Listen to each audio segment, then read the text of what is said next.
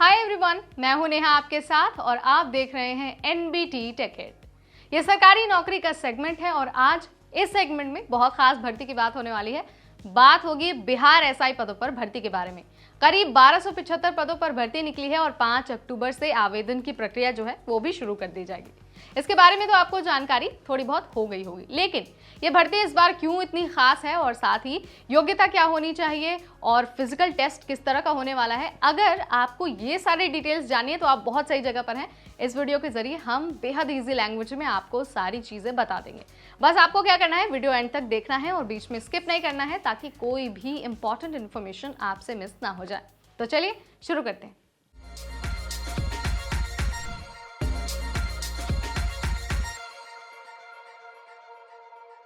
अगर आप भी लंबे टाइम से बिहार एसआई पदों पर भर्ती के लिए तैयारी कर रहे थे और आप भर्ती का इंतजार कर रहे थे, तो बस आपको 5 अक्टूबर को लिंक एक्टिव होने के बाद आपको वेबसाइट यानी bpssc.bih.nic.in यहाँ जाना होगा और यहाँ जाकर एप्लीकेशन फॉर्म भर देना होगा। याद रखना है कि अभी आवेदन की प्रक्रिया नहीं शुरू हुई है, 5 अक्टूबर से शुरू होगी, लेकिन उससे पहले ही आपको अपने सारे डॉक्यूमेंट्स अपने पास रख लेने। जैसे ही लिंक एक्टिव होगा आपको बस अप्लाई कर देना है, ठीक है। आपको इस बात को नहीं भूलना है कि ये जो भर्ती है एसआई पदों पर, ये महिला, पुरुष और थर्ड जेंडर तीनों के लिए ही है। आप तीनों ही 1275 पदों पर अप्लाई कर सकते हैं।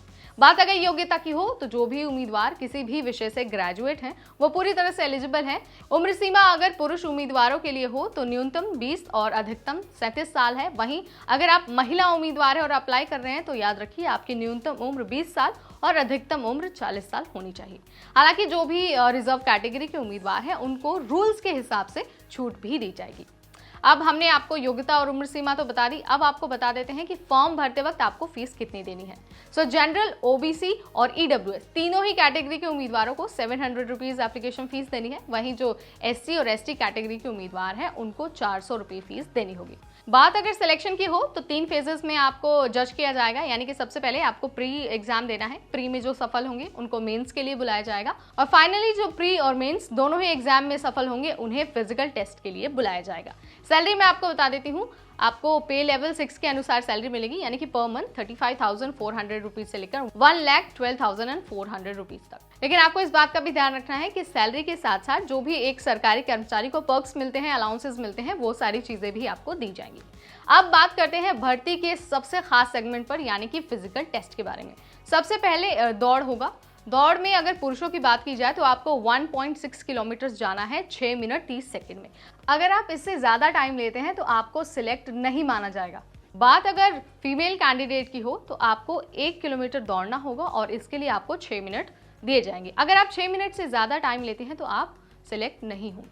अब बात करते हैं हाई जंप की, तो पुरुषों को मिनिमम 4 फीट तक हाई जंप लगानी होगी, वहीं महिलाओं को मिनिमम 3 फीट तक हाई जंप लगानी होगी। हाई जंप के बाद बात आती है लॉन्ग जंप की। जो भी मेल कैंडिडेट हैं उनको 12 फीट तक लॉन्ग जंप लगानी होगी, वहीं जो महिलाएं हैं उनको 9 फीट तक लॉन्ग जंप लगानी होगी। दौड़ और जंप के बाद बारी आएगी गोला फेंक। गोला फेंक यानी कि आप जिसे नॉर्मल भाषा में और अंग्रेजी में शॉट पुट कहते हैं, ठीक है। अगर आप मेल कैंडिडेट हैं तो आपको 16 पाउंड का एक गोला फेंकना होगा और वो गोला आपको 16 फीट तक फेंकना होगा, ठीक है। वहीं अगर आप महिला कैंडिडेट है और आपको इस राउंड को क्लियर करना है तो 12 पाउंड का आपको एक गोला दिया जाएगा जिसे आपको 10 फीट तक फेंकना होगा। अगर आप 10 फीट तक नहीं फेंक पाती हैं तो आप सिलेक्ट नहीं हो पाएंगी। ये जो क्राइटेरिया है ये फिजिकल टेस्ट के लिए है, पहले प्री फिर मेंस और उसके बाद बारी आएगी फिजिकल टेस्ट की। और उसके बाद जब आप ये तीनों ही चीज़ें क्लियर कर लेती हैं तो आपका डॉक्यूमेंट वेरिफिकेशन होगा और उसमें अगर आपका कोई डॉक्यूमेंट गड़बड़ निकलता है या फिर कोई गड़बड़ी और दूसरी पाई जाती है तो आपका कैंडिडेचर भी कैंसिल हो सकता है। इसलिए आपको ये भी सलाह दी जाती है कि आप एक बार भर्ती का नोटिफिकेशन ज़रूर पढ़ लें और उसमें देख लें कि कौन कौन से डॉक्यूमेंट्स की आपको ज़रूरत पड़ने वाली है, ठीक है। ये सारी डिटेल्स हमने आपको बताई जो बिहार में एसआई पदों पर भर्ती होने वाली है। हमने आपको योग्यता बताया, उम्र सीमा बताई और साथ ही आपको सिलेक्शन, सैलरी और फिजिकल टेस्ट के बारे में भी सारी डिटेल्स दे दी है। महिला, पुरुष और थर्ड जेंडर तीनों ही अप्लाई कर सकते हैं।